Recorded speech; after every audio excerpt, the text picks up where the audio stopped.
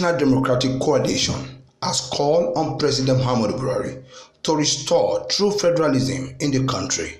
The group added that Nigerian prospect for growth and development could only be achieved by returning the country to federal constitutional arrangements. The group's spokesman, Ayo Opadokun, during a news briefing marking the 25th anniversary of June 12, 1993 presidential election in Lagos, decried that Nigeria was being governed centrally, while adding that the government should stop deceiving Nigeria about practicing federalism. He said President Buhari should accept the fact that Nigerian prospect to genuine unity, expected growth and development can only be a reality if his government accepts the popular will expressed by the majority that the country should return to federal constitutional arrangement. Opadokun advised that returning Nigeria to true federalism should not be in accordance with a partisan predilection, but as approved by the people, genuinely elected by them and not by the government or compromised legislature. Nadeko, however, commended President Buhari for declaring June 12 as Democracy Day, describing it as courageous act. The group urged Buhari to recall the chairman of the defunct National Electoral Commission, Professor Humphrey Nwosu, to formally declare the result of June 12, 1993 presidential election. Nadeko also demanded that the president should posthumously inaugurate Bashorun Moshood Abiola as the president of Nigeria and national monument named after him. Nadeko, however, urged Buhari to encourage the electoral body to be impartial in the conduct of 2019 general election to ensure free, fair, and credible elections.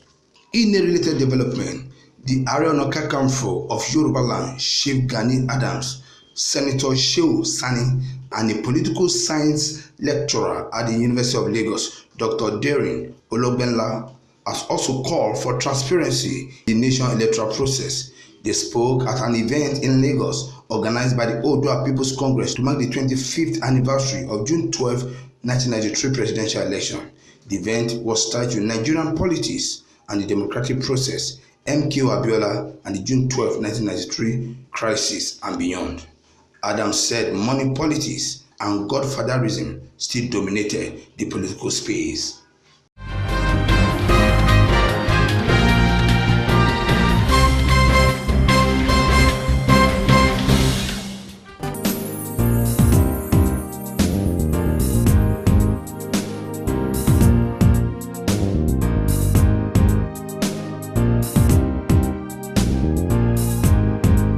Reactions have continued to trail on the recent posthumous award given to the late MKO Abiola and two others by President Muhammadu Buhari.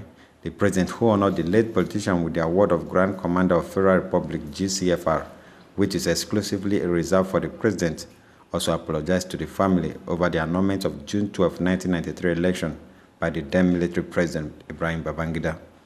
On this development, a lawmaker representing Yamachu Delma constituency, Honorable Yunusa Abubakar, said for the honor to be authentic, INEC should be compelled to declare the results of the then election.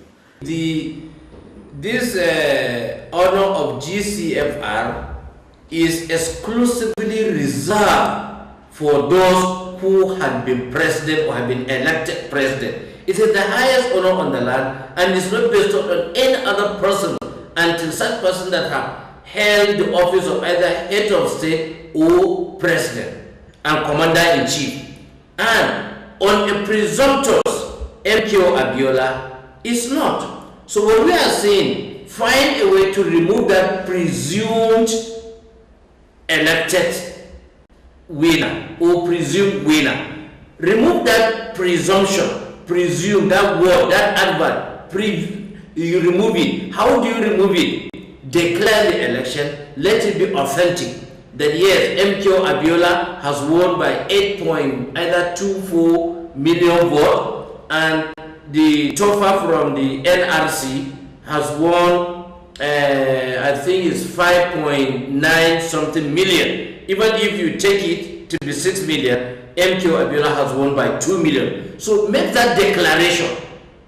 Though the result has been collated up to the point of when that collation was stopped, then INEC now make a declaration, because an election remained inconclusive until INEC made a valid declaration.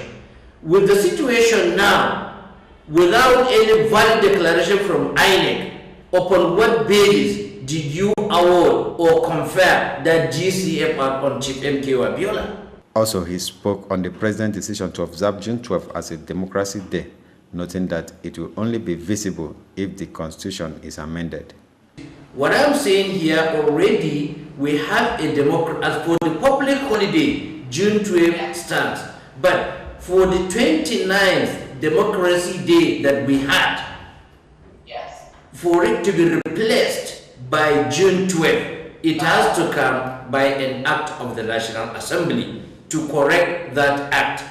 That is the only issue that the National Assembly is asking Mr. President or the executive arm of government, having made that proclamation, is not yet valid until the needful has been done. In Abuja, LM Chukwemeka reports.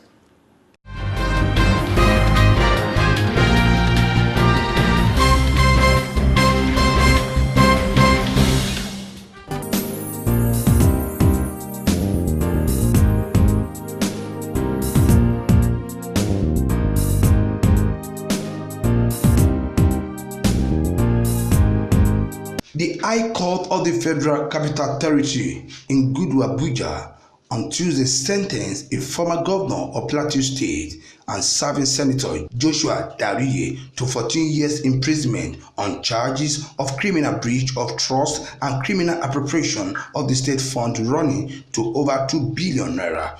Justice Adibukola Banjoko, in a judgment which took her 6.5 hours to read, convicted the ex-governor on 15 out of the 23 counts preferred against him in July 2007. The judge, barely a fortnight ago, imposed 14-year jail term on ex-governor of Taraba State, Jordan Yami, on similar charges. On Tuesday, she sentenced Dariye to 2 years imprisonment on each of the 5 counts bordering on criminal misappropriation and 14 years jail term on each of the 11 counts of criminal breach of trust. The judge, however, ruled that all the sentence would run concurrently, implying that the convict will have to spend 14 years in jail.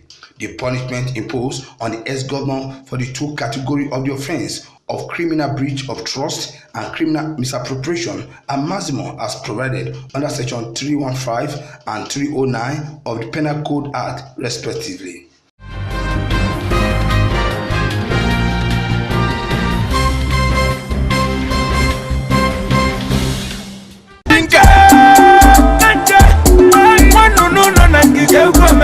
Well, glad to have you on Rachel the Piper, sir.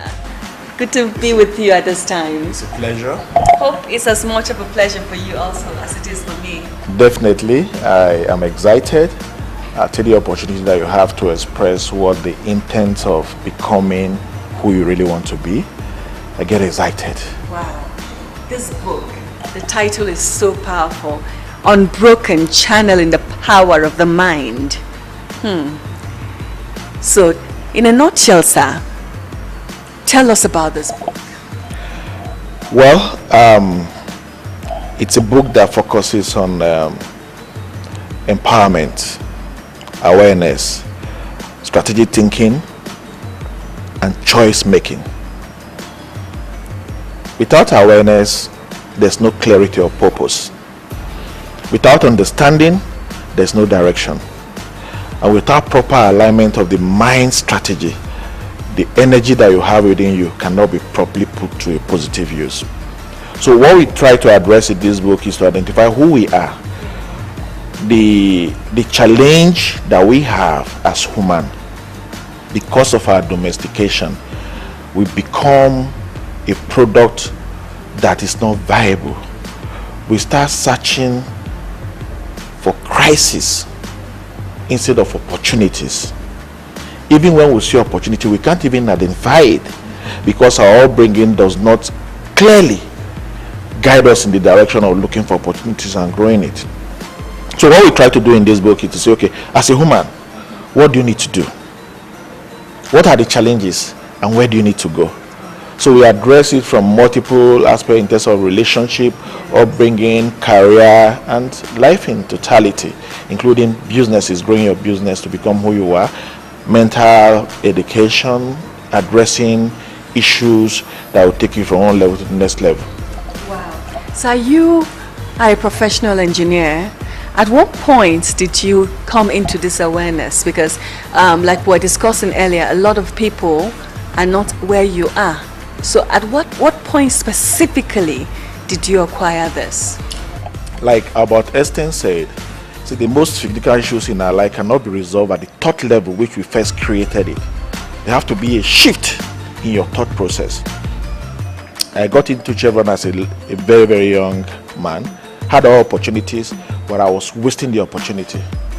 Instead of growing my portfolio, I was reducing it because of the choices I was making.